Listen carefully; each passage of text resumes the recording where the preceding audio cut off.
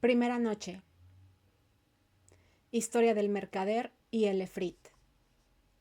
Sherazada dijo: He llegado a saber, oh rey afortunado, que hubo un mercader entre los mercaderes, dueño de numerosas riquezas y de negocios comerciales en todos los países.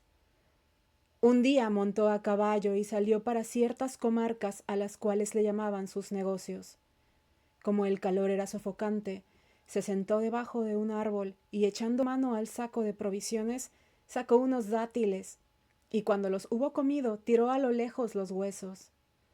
Pero de pronto se le apareció un efrit de enorme estatura que, blandiendo una espada, llegó hasta el mercader y le dijo: Levántate, para que yo te mate como has matado a mi hijo. El mercader repuso: Pero, ¿cómo he matado yo a tu hijo? Y contestó el efrit: Al arrojar los huesos dieron en el pecho a mi hijo y lo mataron.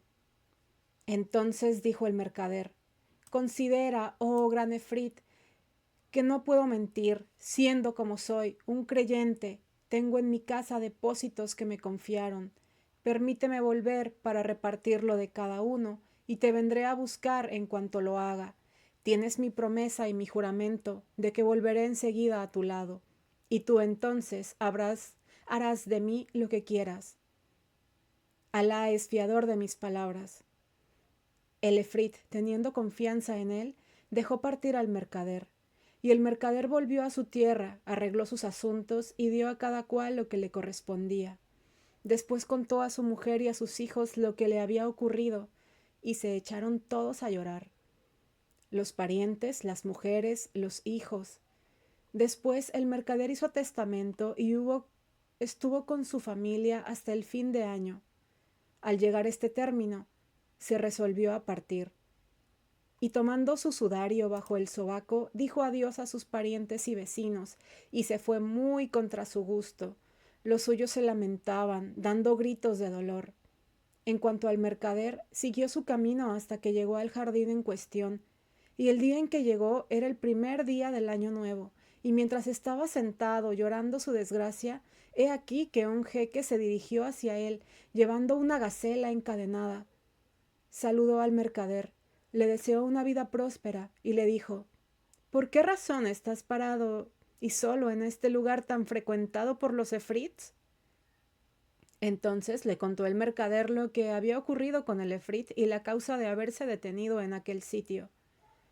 Y el jeque, dueño de la gacela, se asombró grandemente y dijo: Por Alá, oh hermano, tu fe es una gran fe y tu historia es tan prodigiosa que si se escribiera con una aguja en el ángulo interior de un ojo sería motivo de reflexión para el que sabe reflexionar respetuosamente.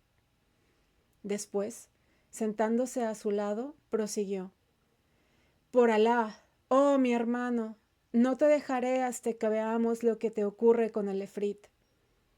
Y allí se quedó, efectivamente, conversando con él, y hasta pudo ayudarle cuando se desmayó de terror, presa de una aflicción muy honda y de crueles pensamientos. Seguía allí el dueño de la gacela cuando llegó un segundo jeque, que se dirigió a ellos con 2 lebreles negros. Se acercó, les deseó la paz y preguntó la causa de haberse parado en aquel lugar frecuentado por los efrits. Entonces ellos lo refirieron la historia desde el principio hasta el fin, y apenas se había sentado cuando un tercer jeque se dirigió hacia ellos, llevando una mula de color de estornino. Les deseó la paz y les preguntó por qué estaban sentados en aquel sitio, y los otros le contaron la historia desde el principio hasta el fin. Pero no es de ninguna utilidad el repetirla. A todo esto, se levantó un violento torbellino de polvo en el centro de aquella pradera, descargó una tormenta y se disipó después el polvo, y apareció el efrit con un alfanje muy afilado en una mano y brotándole chispas de los ojos. Se acercó al grupo y dijo cogiendo al mercader: Ven para que yo te mate como mataste a aquel hijo mío, que era el aliento de mi vida y el fuego de mi corazón.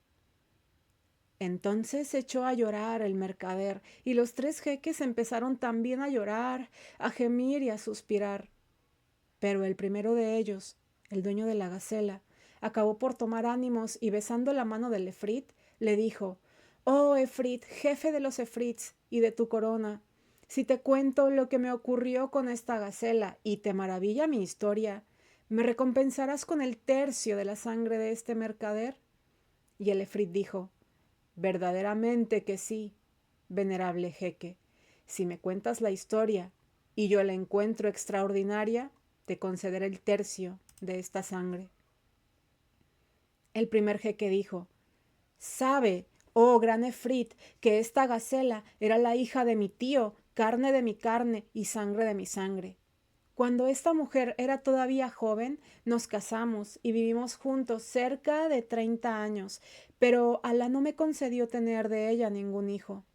Por esto tomé una concubina, que, gracias a Alá, me dio un hijo varón, más hermoso que la luna cuando sale. Tenía unos ojos magníficos, sus cejas se juntaban y sus miembros eran perfectos. Creció poco a poco hasta llegar a los 15 años. En aquella época tuve que marchar a una población lejana donde reclamaba mi presencia un gran negocio de comercio. La hija de mi tío, o sea, esta gacela, estaba iniciada desde su infancia en la brujería y el arte de los encantamientos. Con la ciencia de su magia transformó a mi hijo en ternerillo y a su madre, la esclava, en una vaca y los entregó al mayoral de nuestro ganado. Después de bastante tiempo regresé del viaje, pregunté por mi hijo y por mi esclava, y la hija de mi tío me dijo: «Tu esclava ha muerto y tu hijo se escapó y no sabemos de él». Entonces, durante un año estuve bajo el peso de la aflicción de mi corazón y el llanto de mis ojos. Llegada la fiesta anual del día de los sacrificios, ordené al mayoral que me reservara una de las mejores vacas y me trajo la más gorda de todas, que era mi esclava encantada por esta gacela.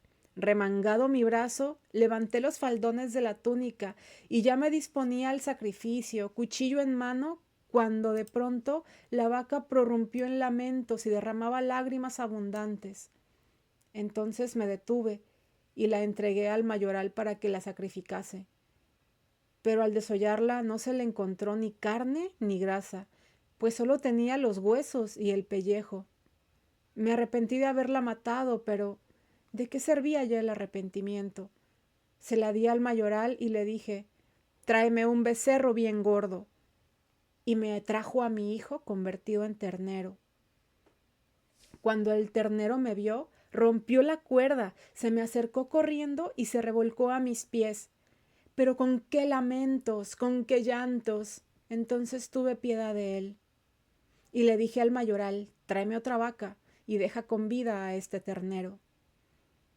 En este punto de su narración, vio Sherazada que iba a amanecer y se calló discretamente, sin aprovecharse más del permiso. Entonces su hermana Doniazada le dijo: «Oh, hermana mía, cuán dulces y cuán sabrosas son tus palabras llenas de delicia». Sherazada contestó: «Pues nada son comparadas con lo que os podría contar la noche próxima, si vivo todavía y el rey quiere conservarme». Y el rey dijo para sí: «Por Alá, no la mataré hasta que haya oído la continuación de su historia». Después, el rey y Sherazada pasaron toda la noche abrazados. Luego marchó el rey a presidir su tribunal, y vio llegar al visir, que llevaba debajo del brazo un sudario para Sherazada, a la cual creía muerta. Pero nada le dijo de esto el rey, y siguió administrando justicia, designando a unos para los empleos, destituyendo a otros, hasta que acabó el día. Y el visir se fue perplejo, en el colmo del asombro, al saber que su hija vivía. Cuando hubo terminado el diván, el rey Shahriar volvió a su palacio.